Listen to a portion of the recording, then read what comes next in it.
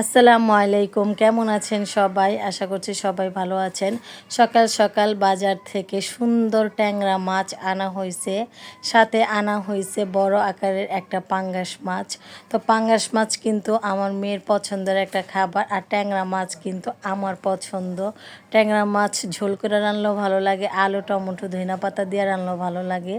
তো আমি মাছ কাটতে কাটতে হঠাৎ করে আমার বাড়ি থেকে ফোন আসে। আমার মা ফোন করে বলে যে আমার মামি নাকি খুব অসুস্থ, হসপিটালে ভর্তি আজকে 5 দিন যাবৎ।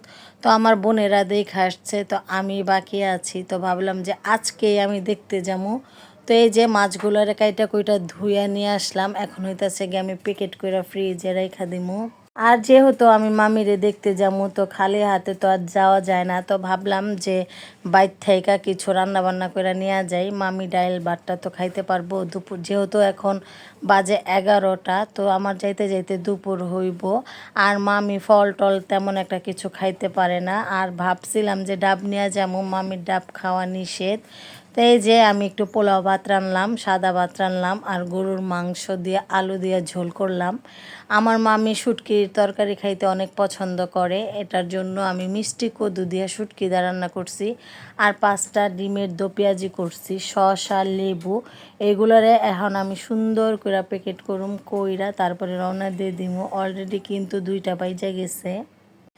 তো এই যে বক্সের মুখাগুলা লাগায় ফালামু, লাগায়া আমি সুন্দর কইরা ওই যে শপিং ব্যাগগুলা যে থাকে ওইগুলার মধ্যে সুন্দর কইরা নিমু। আর আপনাদের কাছে একটা রাখতে চাই, প্রশ্ন রাখতে চাই আমি, মানুষ কামড় দিলে কি এটি সুই দিতে হয় না দিতে হয় না? এটা আপনারা আমাকে একটু কমেন্ট করে জানাইন তো। তো এই যে রওনা দিয়ে কিন্তু আমি নৌকা নিয়ে নিলাম। আর এটা হইতাছে গিয়ে আমাদের কেরানীগঞ্জ বুড়িগঙ্গা নদী। কে কে চিনেন কমেন্ট করেন। আর কার কার এই নদীটা ভালো লাগে? আমার তো এই নদীতে আসলে খুব ভালো লাগে।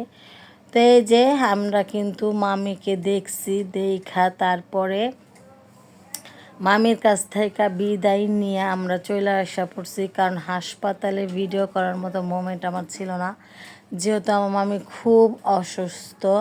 তো আমি কিন্তু ভিডিওটা এই পর্যন্তই করছিলাম। তারপর আসার সময় যেহেতু সন্ধ্যা হয়ে গেছে, আমি ভাবলাম যে বাসায় গিয়ে কি নাস্তা বানাবো।